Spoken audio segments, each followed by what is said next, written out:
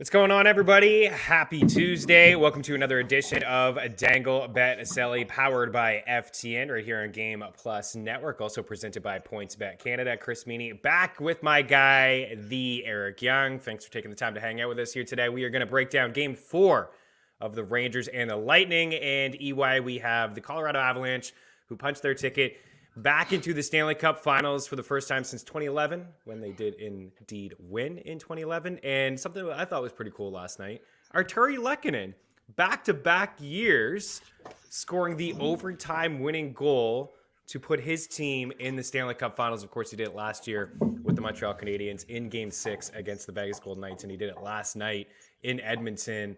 And, man, what a wild game. And I'm just happy to be back with you, man. How's it going?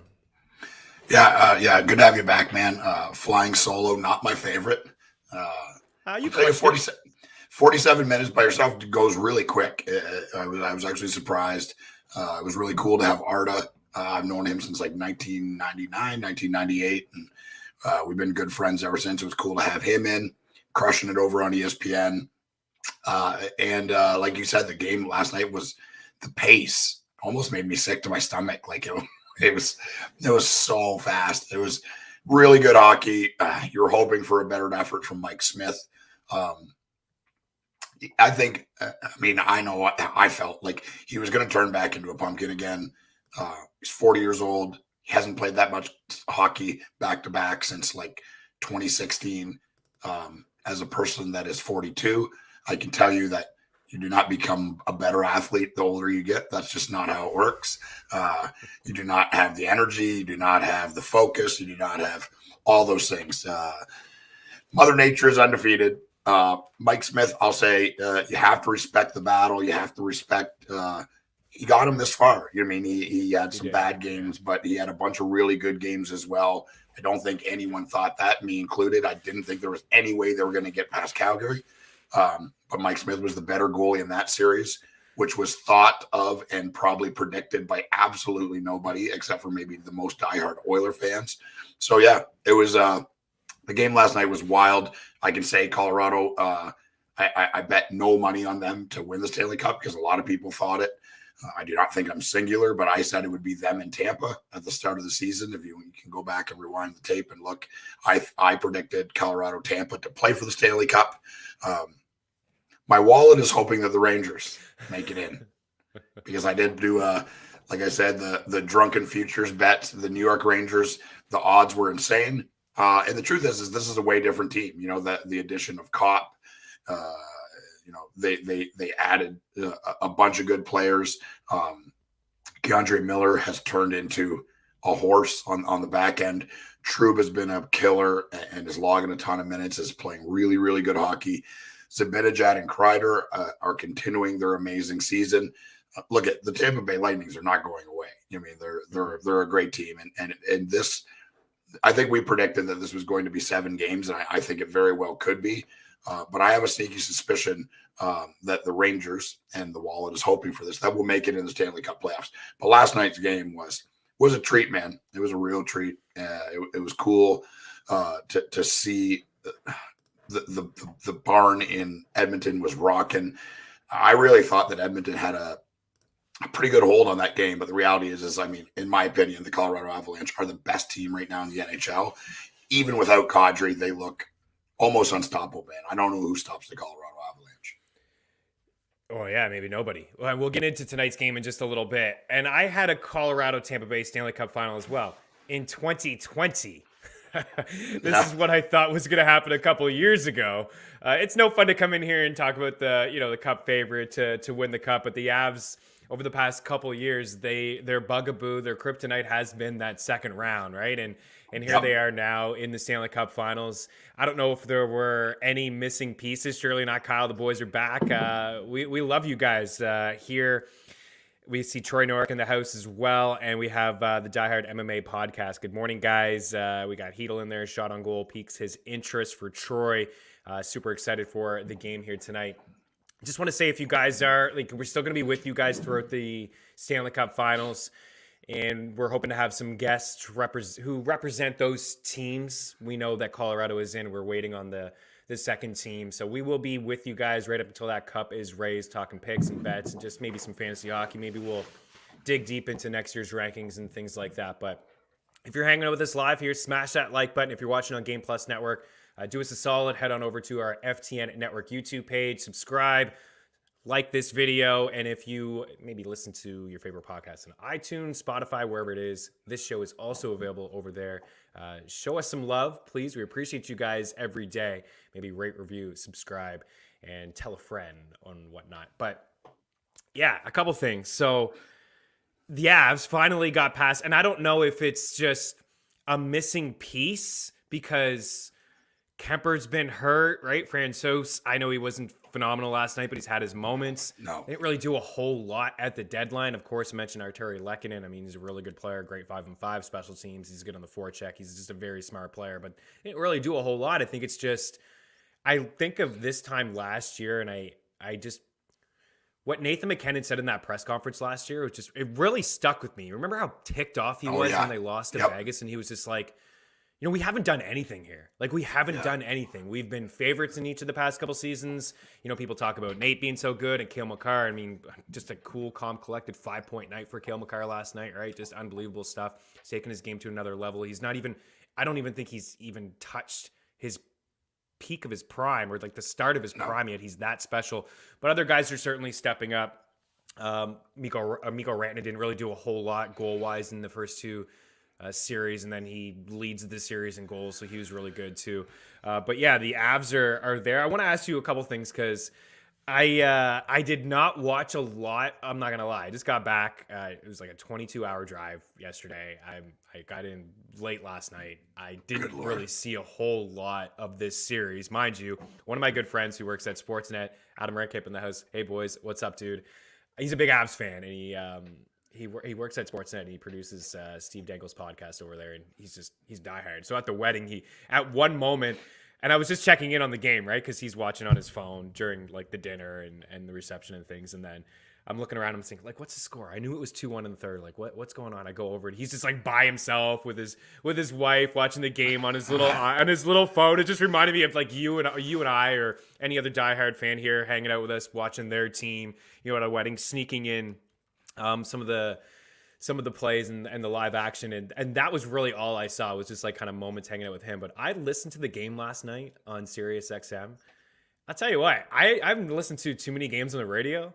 That was probably the most exciting game I've ever heard in any sport on the radio. Like 6 goals in the third period. It was just like action, action, action. I'm trying to visualize all of it. And late in the third, it was just McKinnon one way, McDavid the other way, McKinnon one way, Cale Makar, and it was just absolutely lit. And I just hear Oilers fans this morning talking about the refs not being on their side. Last night, I guess, on their side. They had more power plays, I think, last night than they did in the first 3 games combined. But also, let's be real. This Avs team is absolutely loaded, man. Like, you're talking about them off the top. They were your team. You called them to win the cup. Like, all these players are so... There's so much talent on this roster. And on the other side, we can give the Oilers a little bit of a pass. Like, clearly Draisaitl's been playing with a high ankle sprain since, Game 6 maybe against the Kings. Donovan Mercer, clearly not the same. Kelly Yamamoto dealing with injuries. Yeah, these guys are dealing with injuries, but maybe if the Oilers are fully healthy, it's a 6-game series. But ultimately, man, Mike Smith just wasn't good enough. And he had to be on the top of his game for the Oilers to really win a couple. Yeah, I mean, if you're an honest Oilers fan, and I get that, you know, the fandom can cloud your vision and you can look at it one sided. I've never really been that way. Like, I cheer for teams for sure. And everyone knows the Predators are my team of choice. The Maple Leafs, I've been a fan of theirs since I was 3 years old, and that will never change. But I've never gone in blind. I'm not like, oh, like every other team sucks and my team's the best. I'm more realistic about it. The reality is you knew in your brain and you knew in the pit of your stomach that Mike Smith was going to cost you. I mean, there's no way you didn't. Management sure knew. They tried to get Markstrom. They didn't. They tried to get Kemper. They didn't. And I would say if they play for the Stanley Cup, I think we're talking about how awesome Holland did. You mean what an amazing job he did holding pat and sticking with Smith. But the reality is Everyone talked about this all year. We talked about it at nauseum. Anytime you talked about the Oilers, what did everyone say? Yeah, but the goaltending, and also secondary scoring. Like, look at McDavid he went to another level, and I wish I was still watching him play because he's incredible. Draisaitl is an absolute savage. Like, every time someone would run into him or hit, like, he would have troubles even getting to his feet, and he was still getting things done. I read this morning, Darnell Nurse has I think it was a hip tear. Oh, he's definitely playing through something. Oh, Matt H is all three, he played the whole all three series. Torn hip flexor. Yeah, it makes sense. Torn hip flexor, right? And the guy's going around throwing his body. He had 8 hits the other night, and he had torn flexor. Like, how impressive is that? His best game of the series was last night. There's no doubt, and it didn't even look like he was playing hurt. As a person who's separated his hip before, that's the most painful injury I've ever had in my life.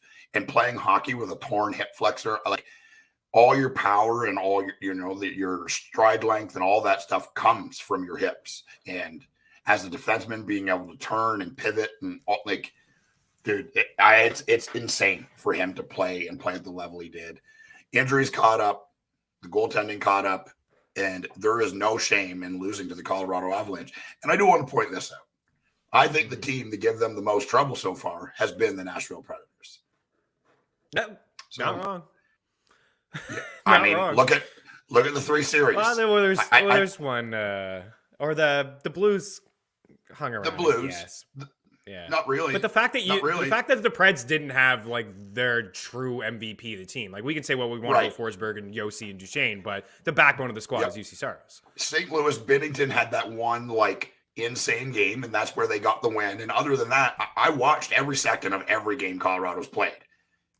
And I'm not saying the Predators did well. I mean, they got beat, and they got beat handily by Colorado, but nobody gave them more trouble than Nashville did.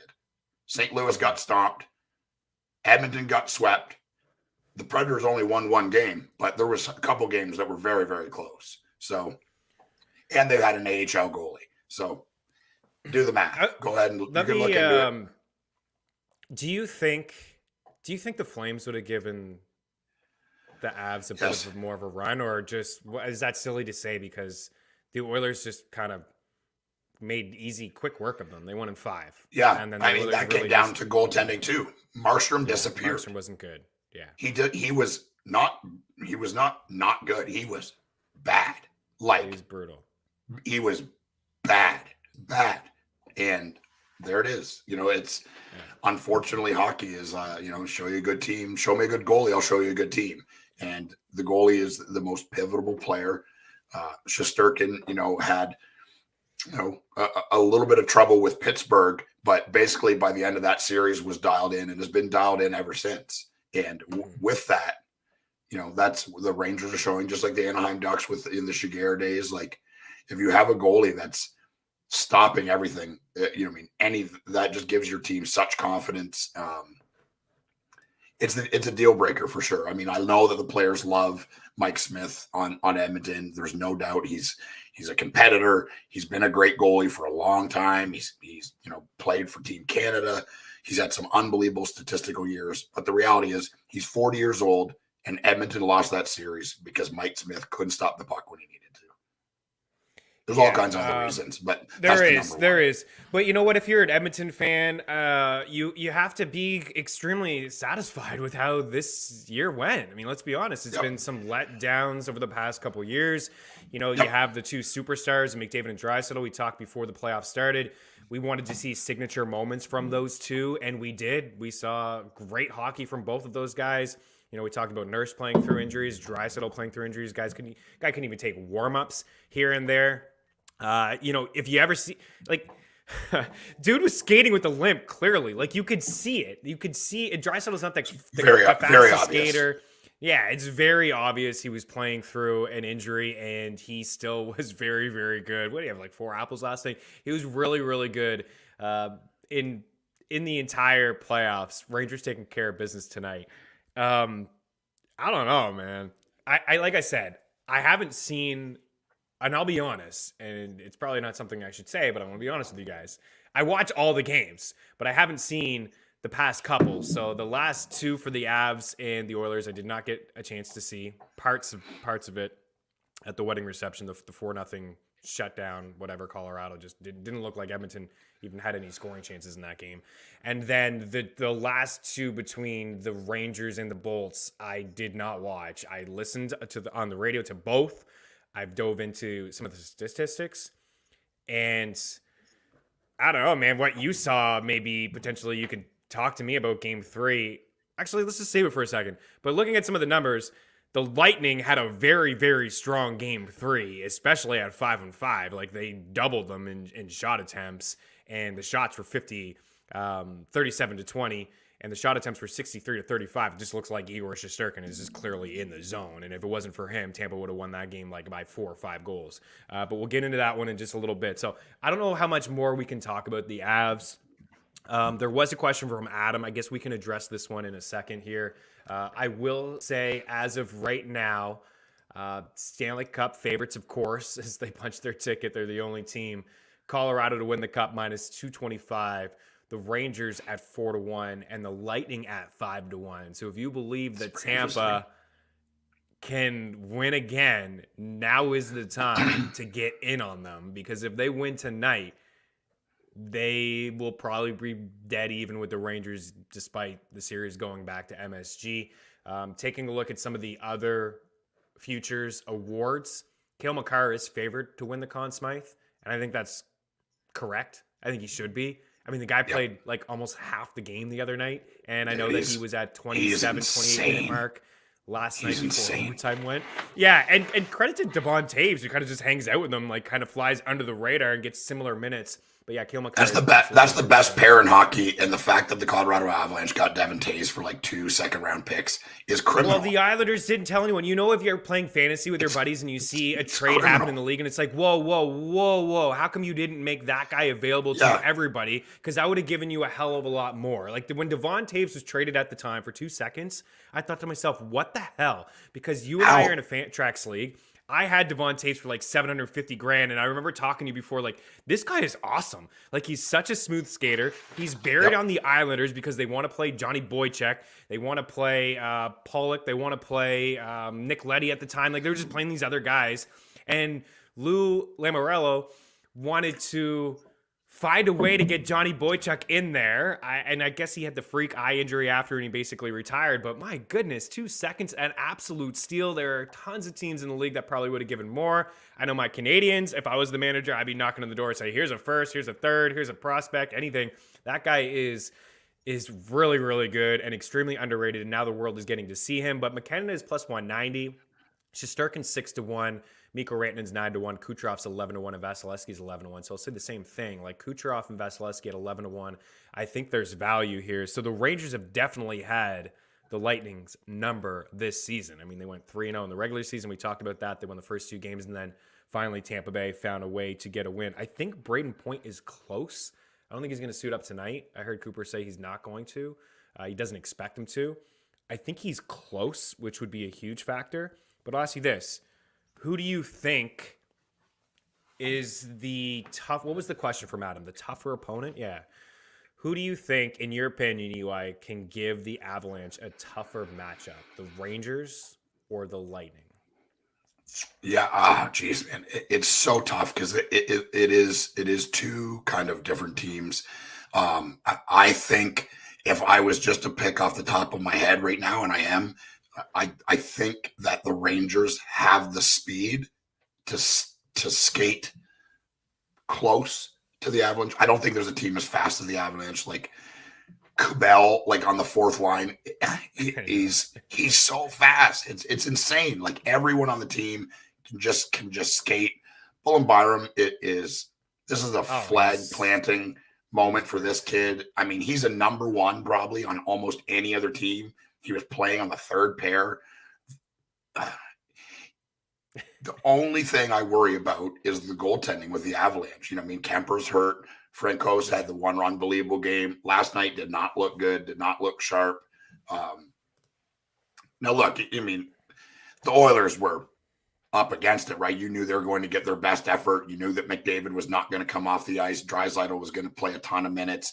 You know, the All the big guys showed up. Hyman had an unbelievable game. Hyman was Darnell fantastic Nurse had an in the unbelievable playoffs. game. That's why you get Hyman. You mean like everyone's like, oh man, it's a lot of money to pay for a player like that. I'll take Zach Hyman on any hockey team I have. On any hockey team.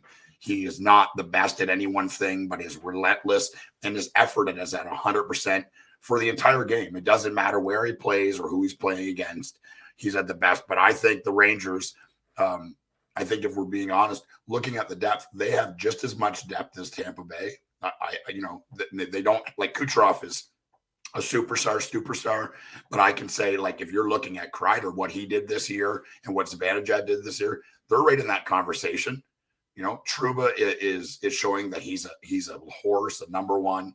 K'Andre Miller is, he does. I'm sure he knows it, but every time he has a great performance, it's like he's adding another $1 million to his next contract. Like it's unbelievable to see. And Shesterkin is unarguably, I think this year, the best goalie in the NHL. And a lot of people want to point out the shots and say stuff like, they're getting outshot. They can't keep this. They've been doing this all year. This is how they play. Yeah. They are not worried about giving up shots because they have Igor Shesterkin. They would play a different structure and they would play a different way if they were worried about it, but they're not. And having a goalie like that allows them to be aggressive, allows them to skate, allows them to have a heavy and really forward presence forecheck. And if you watch the games, if you really watch and understand that kind of playing against that kind of hockey, it wears you out. And you can see it on Tampa Bay. The defenseman, like Hedman, hasn't done a lot in the series because he's getting beaten up by this New York Rangers team. Like, yes, he's a big guy, but this team is so aggressive because they know they've got, look at Tampa, they know they've got Vasilevsky, but they don't play the same way. And I think because they don't have they don't have the up and down foot speed that the New York Rangers do.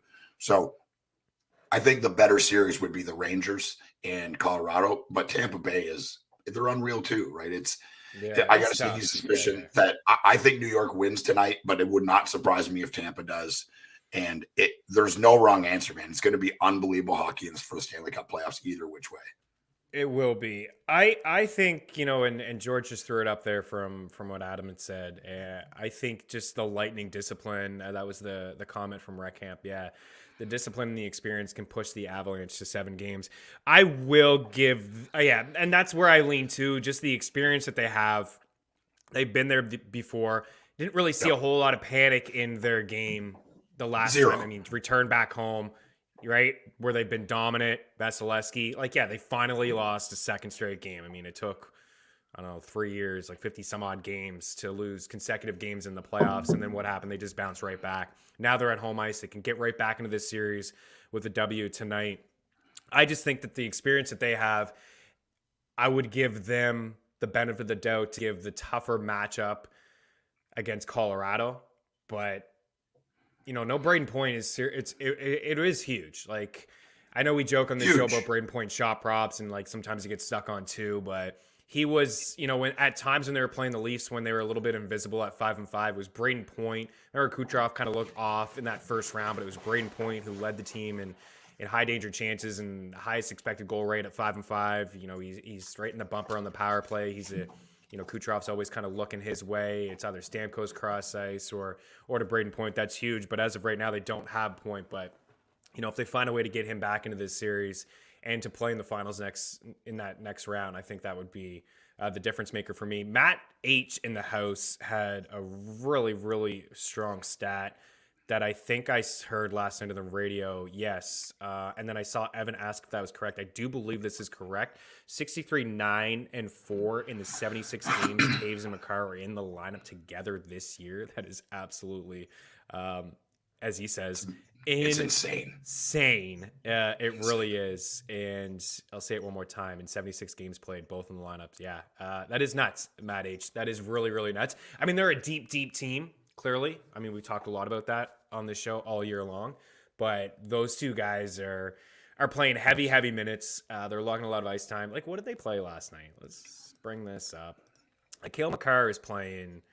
I mean, the ice time that Cale Makar is getting, that he got, it was Bednar was basically throwing him out there knowing that McDavid was going to play 25, 26 minutes a night. Even if McDavid wasn't on the ice, he's just like, he's going to be on in a second. So, you're just getting on there again, double shifting. So, last night he played 29 minutes. He had Half of the game. a goal and 5 points, 4 shots. He had 6 shot attempts, 2 scoring chances. And Devon Toews played 28 minutes. So, like, those guys neck and neck, man. I mean, having a pair like that just, what do you do? Like, there's nothing you can do. Like, they just control the ice. They control every aspect of the game. And that's it. And yeah, Makar is probably the best defenseman, like best skater as a defenseman in the entire league. But Toews is no slouch either. You know, like he can get up and down. He's more responsible defensively because he doesn't get that far up. You know, and he's the perfect. That's the best tandem, I think, defensively in the NHL right now. You know, that's what playing defense is now. It's your ability to skate. If you can't skate, you can't play defense. You know, it's so different than it used to be. It used to be just like big guys that would punish you in front and could get around a little bit. But now it's literally all about skating. That's why we're seeing smaller guys being able to play defense now, because it's not just about physicality. The number one thing as a defenseman is you have to be able to skate forwards and backwards. You have to have crazy hips and crazy feet and be able to walk the line. And just, it's watching Makar is such a treat. Like, in 10 years, we're going to look back and be like, man, like, they're going to be talking about this guy, I believe, in defense, the way they talk about Paul Coffey. Well, they already are. They talk about Bobby Orr. Like, yes, if he stays healthy, and that's always a caveat for sure, but he's played a ton. He's young. Like, was he 21, 22 years old? And he's the best defenseman in the league right now. I don't think that's one more thing before we move on from he's 23. But he's obviously really young still. And like I said, I don't think he's even reached the beginning of his prime, which is scary. No, he's already being compared to Paul Coffey and to Bobby Orr. I mean, he's breaking some of those guys' records here in the playoffs. So there was a debate during the wedding, and clearly my guy who got married, Mike Omlon, shout out. Those at Anthem Sports Entertainment and Game Plus, very familiar with Mikey O. So a few of us got back together from college days, and there was a Senators fan in there. And of course I mentioned my buddy Drew, who's an Avs fan, and we got into a bit of a debate. There's a few of us in round circle, and we're talking about Makar and Erik Karlsson, and Erik Karlsson at his prime, and then kind of like Cale Makar now. Would you say that Cale Makar is better right now than Erik Karlsson was at his peak of his prime? Because Erik Karlsson, when he was at the top of his game, EY, he was the man. He was insane. He was insane. He was great. He was phenomenal. He was the best defenseman in the league. He pushed pace offensively, and then injuries kind of caught up to him. There was a Matt Cook incident in the Stanley Cup playoffs, and then he went to San Jose, and it's just been downhill from there. He really just kind of fell off a cliff. Like, what do you think, Cale Makar right now, maybe potential to even get better, or Erik Karlsson at the peak? And that was just the debate. It's kind of a fun debate. We can move on from it. Who'd you take? Yeah, it is a fun debate. I think Karlsson in his prime was, he was the most dominant player in the NHL. He played on a rotten Ottawa Senators team and willed them into the playoffs singularly. They had nobody. They had William Karlsson. He played 30 minutes every night. He was scoring every night, which is a thing you don't see from defensemen. His skating at that time was just above and beyond. Now there's a lot of guys that are in that mold. Like, Makar's skating, I think, is probably just as good as Karlsson's, but there's so many other players that can skate like that now because, Karlsson changed the game, right? Like, he changed the game in the NHL. He changed what people thought defensemen should be or could be. He's not a big guy. He's not a heavy guy. He's a person that cheats and pinches a lot. And that was, in that time, was kind of a no-no, but he showed, because he's such a good skater, he could do it, and like Roman Josti's in that mold. I think Victor Hedman is probably a little more responsibly defensively, but I think if he wants to really push it, Victor Hedman can really skate, which is unfair because he's a massive human being. But I believe when it's all said and done, Cale Makar will be neck and neck with Bobby Orr, is considered maybe the best defenseman to ever play. He's insane. And what he is He's insane. doing, he's putting up Paul Coffey like numbers. And I was telling my buddy Drew that, of course, like I'm not old enough to really remember a lot of Paul Coffey in the prime. Of course, the early '80s, I wasn't born, but I've seen classic games and I watched Paul Coffey skate around with those talented Oilers teams. He's racking up like 4 or 5 points. Like this is what Cale Makar is doing right now in this NHL, which is completely different in the goalies and the speed of the game. It's remarkable to see, and like I said, he's just going to get better. So you mentioned Carlson and willing the Senators into deep into the playoffs, and I remember the Sens were in the third round of the Stanley Cup it was the third round of the Eastern Conference Finals. They played the Penguins. It was Game 7, and then the Pens won that and went on to play your Preds. And at the time, Derek Brassard was on that team. Flipped for Mika Zibanejad, which is a lopsided trade. I knew it was lopsided at the time, and clearly lopsided as we switch over to tonight's game, because Mika Zibanejad has been absolutely phenomenal. I've already said this to you multiple times. I don't know if I need to go into it again, but the turning point, I will do it. Why not? Was that damn tablet toss, because Mika Zibanejad since then has been a man on a mission. He's got goals in every single game here in this series.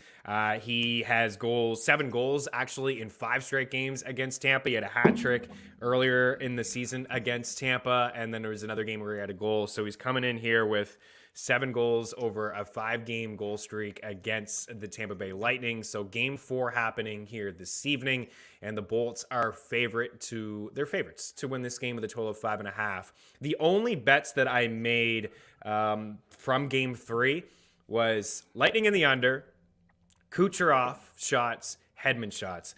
I like all those again. I know you said Rangers.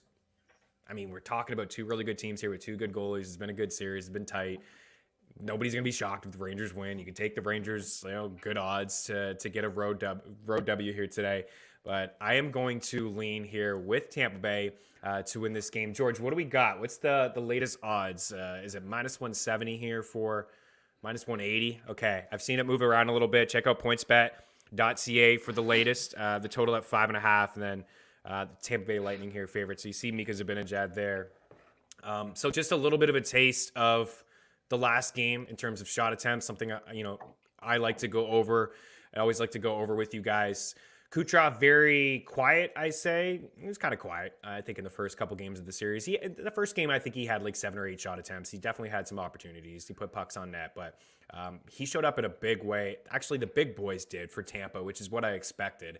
Kind of a must-win situation. Teams that go down 3-0, they just don't come back. So Kucherov, 10 shot attempts in game 3. He had 5 shots. He had a goal. He had 3 points. Stamkos, 8 shot attempts, 6 shots. He had a goal and 2 points. And then Victor Hedman, 8 shot attempts, 5 shots, and he had 2 assists. Those are the guys for me again here tonight. I think we will continue to see Tampa try to push the pace. It's another kind of must-win situation, even though they are the 2-time defending Stanley Cup champs. You don't want to go down 3-1 and go to MSG. They're going to get the matchups that they want here. So I'm leaning with those guys, but I'll let you touch on that as well if you want. But man, again, when I listened to this game on the radio and when I watched the first couple and even in the last round, it was that kid line for New York. That just seemed, I just heard them all night on the radio. It's just like Lafreniere and Philip Hilo, like these guys are just being difference makers, and you need the Avs are different. The Avs are getting offense from the top 6. They're very speedy. They got speed in the bottom 6. We just talked at length about their defense. They have questions in goal. But for the most part, average teams in the NHL to go on these runs, they need scoring from the bottom 6, and the Rangers are certainly getting that. So there's a couple guys like Hedl that, his shot props at 1.5 at minus 179. You want to go there? Fine. It's tough to kind of get involved with that price, but this guy has been really good, and he's breaking out at the right time. Hedl back at 1.5. Yeah. I kind of rather him be at 2.5, Adam, at plus money and take that shot. He had 2 shots in the last game, 4 in game 2, and he had 2 goals and 2 shots in game 1, but he has had at least 2 shots here in 5 straight games dating back to the 2 games against Carolina, game 6 and 7. But where are you at for this game? You're locking in the Rangers. Where are you at in the total? Do you think this is going to be low scoring? What do you think? I actually have a feeling that we're going to see some goals tonight. Some goals? I think this is a massively pivotal game for this series. I feel, mentally, if the Rangers lose to Tampa tonight, I get it's on home ice, but if this goes back to even, they're going to be nervous, and they're going to start gripping the stick and they're going to start making mistakes. Like we know, like Tampa Bay is ice cold, man. They're killers, and there's no panic whatsoever. They're down 2 games. The Rangers were controlling the start of that third game, and then the Tampa Bay said, "No, no, we're the Tampa Bay Lightning, and this is how it's done." And it was impressive. I'll say shout out to Shayna Goldman. I don't love Tyler Mott as much as she does, but I'm right there in second place. I can say I wrote it down in my phone because I didn't want to forget. I want to read the note that I saved. Tyler Mott is all over the place, playing an unreal 200-foot game. What an amazing pickup for the Rangers. Look at, statistically, like, he's not firing in goals and whatever, but this is, just such an important player for them to have. John Cooper talked about this, and it talked about, like, having a good power play in the playoffs is important, but it's not near as important as having a good penalty kill. You can just sway momentum so much by scoring power play goals and by having a good penalty kill. The Rangers are a really difficult team to play against, and that Tyler Mott is a linchpin for this penalty kill. And the energy that this kid plays with, he just relentless, he's just all over the ice on every puck, making smart plays, breaking up breakouts. Like, it's frustrating to play against a player like that. And that's just such a masterful pickup by them.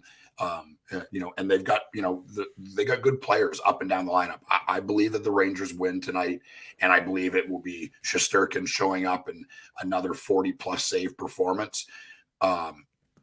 Vasilevsky has been good, but I think that the Rangers are showing it that you can score on this guy. And it seems like they've been a lot of the goals have been the same. EY, sorry to jump in on you. It seems blocker like they have side. like there's high blocker, low blocker, blocker side, kind of getting away from his glove. At this moment in the season, there's no secrets. Everybody kind of knows, like, you're not going to throw anything special on the power play, penalty kill. There's really no secrets, but it seems like they certainly have his number, right? And there's not a lot of weaknesses with him, but they seem to have found one. Yeah, and the power play for the Rangers has been pretty deadly too, right? So if Tampa stays out of the box, then this will be a very even game in Tampa Bay. Look, I said that they would play for the Stanley Cup at the start of the year. Like, I'm not rooting against Tampa Bay. I'll watch Tampa Bay play Colorado in the finals any day of the week. There's no wrong answer here. That's what, as a hockey fan that really doesn't have anything invested in any of these teams, emotionally anyways, got a couple bucks on the Rangers to play for the Stanley Cup, but Colorado and Tampa is who I said would play for the Stanley Cup, and I wouldn't be afraid to be wrong there. But to me, as far as a hockey fan, like, there's no wrong answer. I would love for this series to go 7 games. I think the reality is, I think it will. And I think it very easily could. My opinion at this juncture is, even without Kadri, I don't think there's a team that can beat the Colorado Avalanche. I've been saying that all year. I'm not changing my mind. And even without Kadri, which shows you the depth. Like, I can't remember who was saying it the other day, but these guys have 3 or 4 NHL caliber players that don't play, that are scratched. Yeah. Like, they're deep. I understand Kadri is a very important player for this team and has had an unbelievable playoffs. And they're saying, like, oh, he might play. As a person that's broken his thumb before, there's just no way you can play hockey after having a surgery. 1 week is not enough. A broken thumb is one of the most painful things, and you cannot grip a stick with a broken thumb. To me, I just don't think there's any way Kadri plays. And if he does, he will not be an effective player. No, he won't be effective. They were talking about that on Sirius, that they were basically guaranteeing that he would play. And I think that was like, how could you guarantee that? Like, you have no inside information. The guy just had thumb surgery. And if this series goes, I think the earliest that the finals could start, I think, is the 15th. And if this series, tonight, Rangers and Bolts end up going 7, I believe that the Stanley Cup Finals would start on the 18th. So that would give him, about 2 weeks off. But even still, like, I mean, look at Petrie. Petrie tried to play with a fractured thumb. He didn't go for the surgery last year in the finals, and he was just ineffective. Like, it's tough, right? You can't grip your stick, your shooting hand. Like, it's just, I mean, come on, you can go out there and skate all he wants. Lean into it, he could skate, throw his body around, but I mean, it's gonna be really tough for him to be effective. We'll see what happens there. And I tweeted this out last night, and it may not be wrong. Back to the Avs again for a second. We got about 6 minutes left in the show. We'll lock in some picks. I got some props here.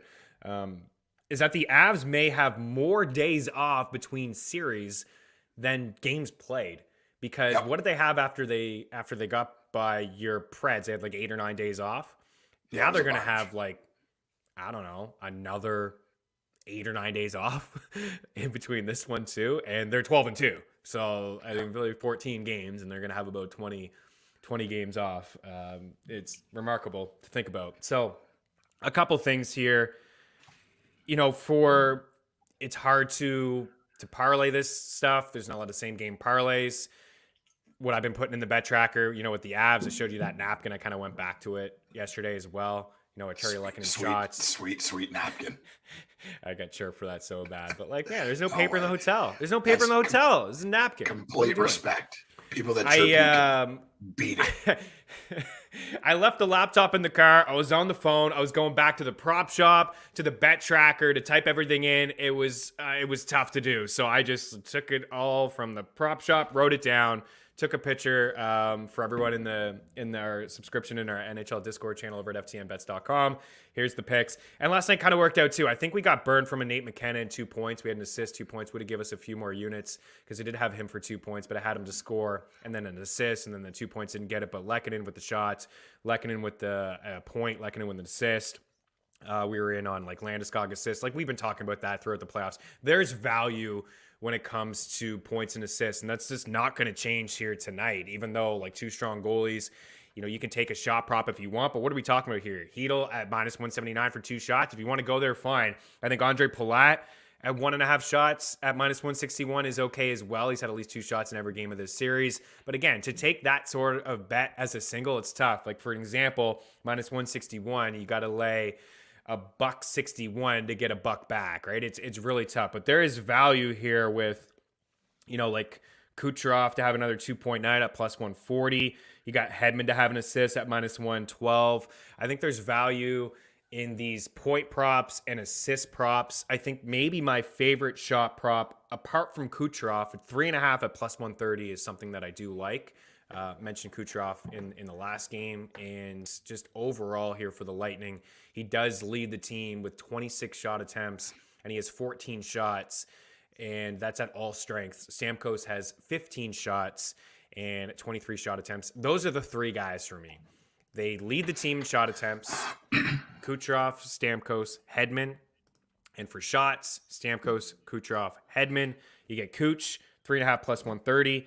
You get Hedman, 2.5 -149. I think is pretty solid considering, he leads all Lightning players in ice time in this series, 73 minutes.